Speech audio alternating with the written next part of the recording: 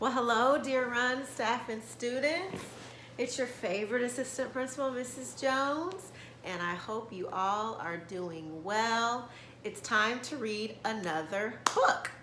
So, this book is called My Papi Has a Motorcycle, and it's written by Isabel Quintero. And I was reading the information or the author's note about this book, and this is one of her favorite memories. The author's one of her favorite memories is riding on the back of her Papi's motorcycle as a little girl. So oftentimes authors write about what's important to them or their favorite memories or things that have actually happened in their life. And so I really think you guys will enjoy this story. It will hopefully make you connect with members of your family. Okay?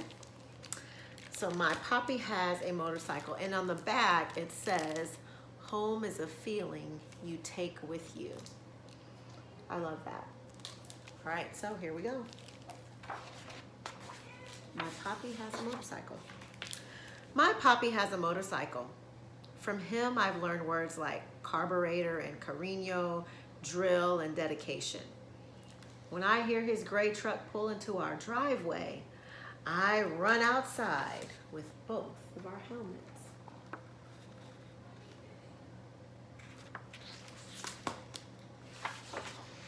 My Papi, the carpenter, is covered in sawdust and smells like a hard day at work. His hands are rough from building homes every day, his job since he first arrived in this country. But even though he comes home tired, he always has time for me.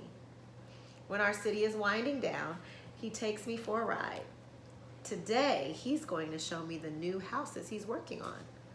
Papi is careful with my ponytail as he pulls my helmet tight. When he lifts me onto the smooth black seat, his hands don't feel rough. They don't feel tired. They feel like all the love he has trouble saying.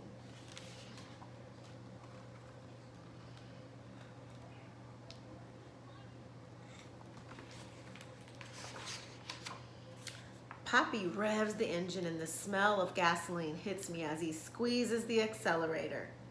The motor rumbles and growls. Con cuidado, be careful.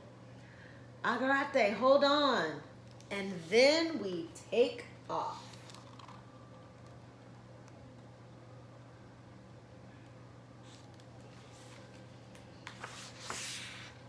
The shiny blue metal of the motorcycle glows in the sun. The sun, the sun.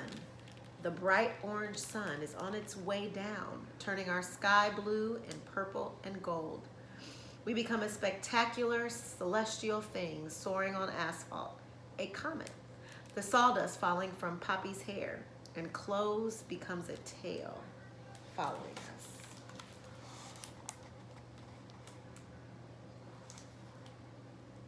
Lovely picture. Papi zigzags through the streets. We pass Abuelito's church and Torteria La Estrella and stop for stray cats crossing in front of us. Mommy thinks there's too many of them, but I think there's just enough.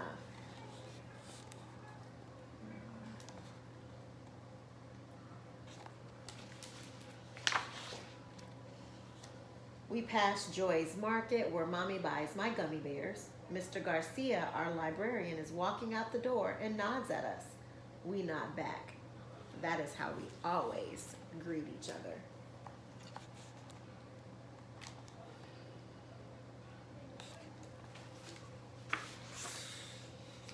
We roar past murals that tell our history of citrus groves and immigrants who worked them, and of the famous road race that took place on Grand Boulevard 100 years ago.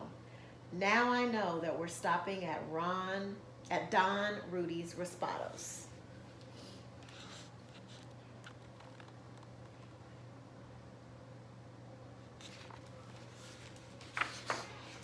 But as we near the shop, we see that it's empty and out of business.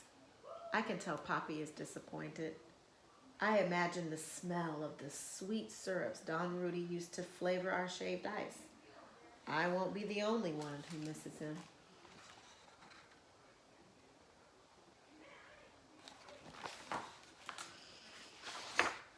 As we ride on, I feel and hear everyone and everything we pass by. Each sound landing in my ears rebuilds whole neighborhoods inside me. No matter how far I go from this place or how much it changes, this city will always be with me.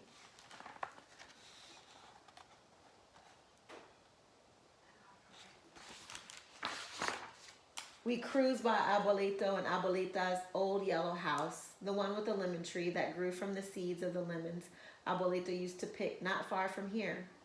Mommy says we're going to visit them tomorrow to cut nopales from their garden and eat herby albondigas in Abuelita's kitchen, where the food always tastes better. We turn the corner and then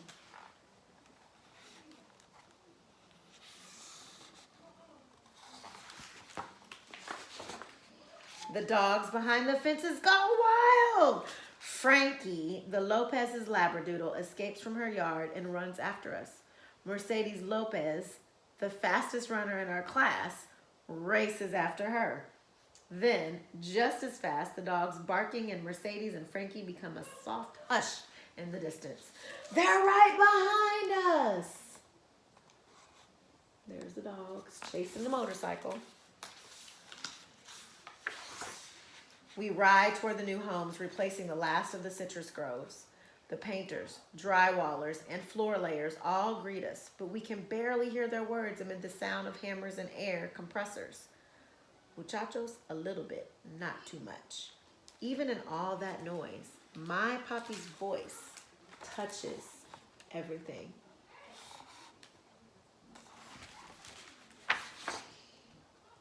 This is my favorite part. On Grand Boulevard, we lean into the curve of the street. I make believe that we're in one of the races that took place here so long ago. It's our last lap and we have to win. The crowd cheers us on. I feel Papi smile as I squeeze my arms tighter around him. We fly around the circle. There's the school where we practice soccer. There's the post office where Mr. Charlie takes our letters. And La Panaderia where Papi buys conchas on Sunday mornings. Vamos, Papi, faster, faster.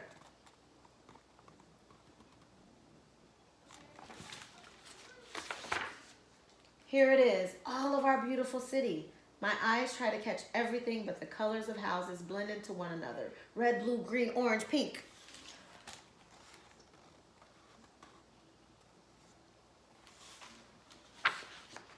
We ride until the blue glow from the motorcycle begins to dim and our comet tail has been left behind us on the streets we've traveled.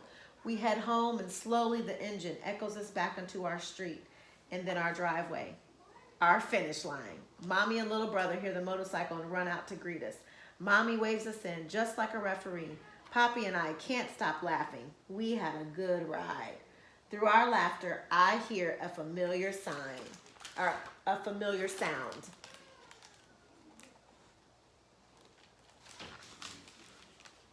Raspados. I think about my city and all the changes that it's been through and all the changes that will come. She gets her flavored ice at the end.